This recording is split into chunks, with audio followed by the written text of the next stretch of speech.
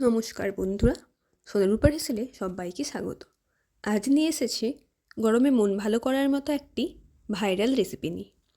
আমের সিজন শেষ হওয়ার আগে আপনারাও এই রেসিপিটি বানিয়ে নিতে পারেন। চলুন দেখে নিই কীভাবে আমরা বানাবো এটি। এর জন্য প্রথমে আমাদের আমগুলোকে ছোটো ছোটো করে কেটে নিতে হবে। এরপর একটি ব্লেন্ডারের মধ্যে দিয়ে দেব কেটে রাখা আম, ভ্যানিলা আইসক্রিম আর দুধ। সমস্ত উপকরণগুলো ভালো করে আমরা ব্লেন্ড করে নেব। আমি এখানে একটি মাঝারি সাইজের গোটা আমের জন্য নিয়েছি 2 স্কুপ ভ্যানিলা আইসক্রিম আর 1 কাপ মতো লিকুইড মিল্ক। সমস্ত উপকরণ ভালো করে ব্লেন্ড হয়ে গেলেই আমাদের কিন্তু স্মুদি রেডি। এরপর একটি গ্লাসের মধ্যে নিজেদের মন মতো সাজিয়ে নিয়ে ঠান্ডা ঠান্ডা পরিবেশন করুন ম্যাঙ্গো মাস্তানি।